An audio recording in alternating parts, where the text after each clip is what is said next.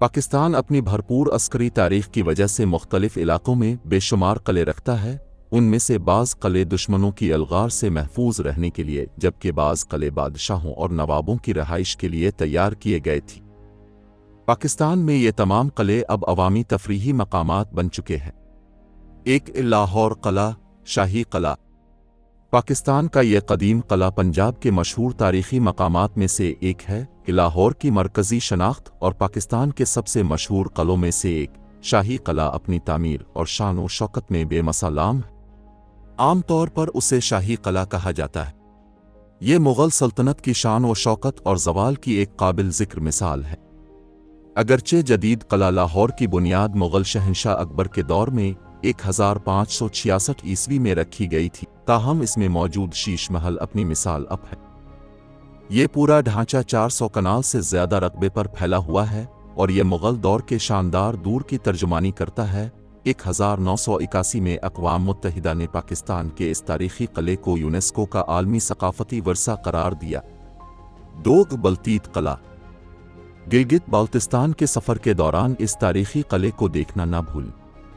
वादी हुंज़ा के खूबसूरत कस्बे करीमाबाद में यह कदीम किला बाल्तिस्तान की एक शहज़ादी के जहेज़ के तोहफ़े के तौर पर बनाया गया था, जिसने एक मकामी शहज़ादे से शादी की थी। पुराने तिब्बती तर्ज तामीर से मुतासिर गिलगित बाल्तिस्तान में बल्तीत किला 16वीं सदी का तामीर करदा है। बाद में पहाड़ी की चोटी पर वाक़े इस मुतासिर कुन इमारत में मज़ीद कमरे और सहूलियात शामिल की गईं।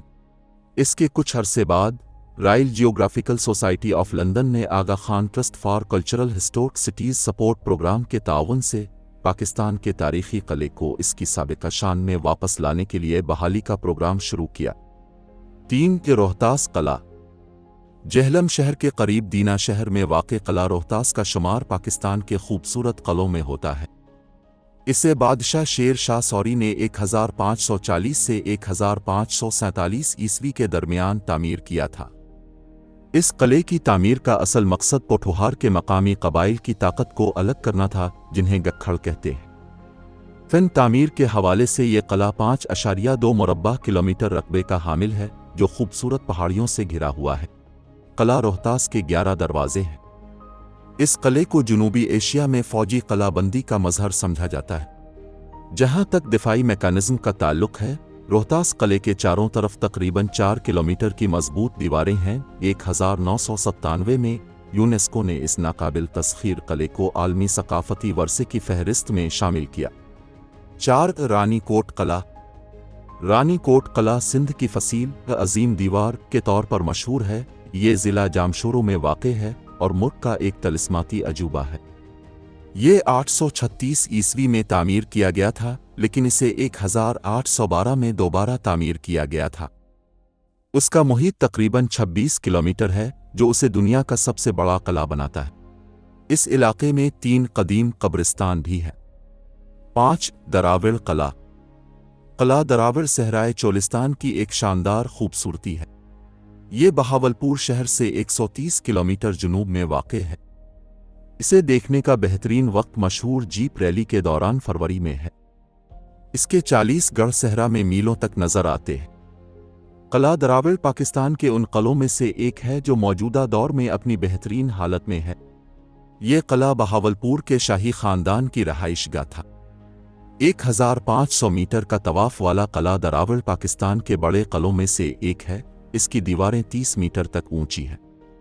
6 किला बाला हिसार। खैबर पख्तूनख्वा के अहम सियाहती मकामात में से बाला हिसार किला पेशावर में वाक़े है। ये 19वीं सदी के अवाइल में अफ़गान बादशाहों की रहाइशगाह थी। बाला हिसार नाम का मतलब है बुलंद ऊंचा किला। अजीम फ़न तामीर का खूबसूरत नज़ारा ज़ायरीन को बहुत खुश करता है। इस किले ने जंगों के दौर में अच्छे और बुरे वक्त देखे हैं, जिसके नतीजे में किला खासी हद तक तबाह भी हुआ, लेकिन फिर भी ये माकूल हद तक अच्छी हालत में महफूज है और देखने वालों को मसरूर कर देता है।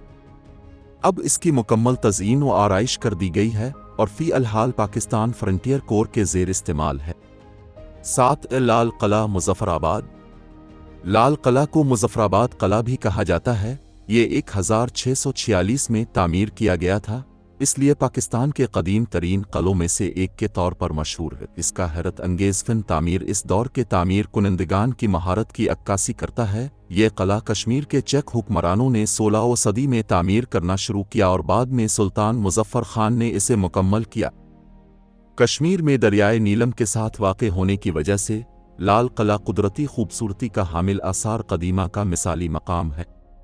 یہ 3 اطراف سے دریائے نیلم کی قدرتی خوبصورتی میں گھرا ہوا ہے۔ 8 اسکردو قلعہ۔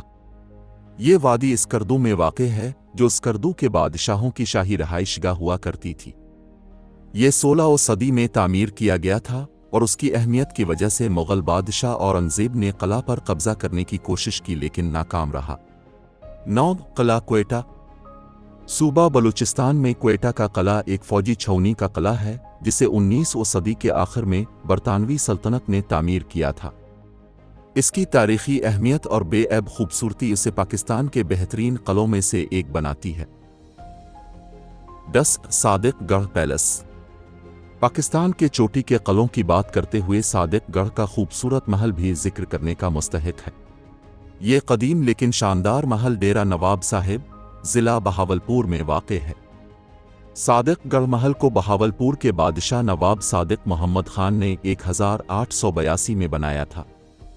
انجینئروں نے 10 سال کے عرصے میں بہاولپور کا یہ خوبصورت شاہکار تعمیر کیا۔ اس کے مرکز میں موجود خوبصورت گنبد اس کی خوبصورتی اور عظمت کو 4 چاند لگاتا ہے۔ سرسبز لان اور ایک بڑی دیوار صادق گڑھ محل کو گھیرے ہوئے ہے۔ مزید اپڈیٹس کے لیے ہمارے چینل کو سبسکرائب کریں اور گھنٹی کے نشان کو دبائیں۔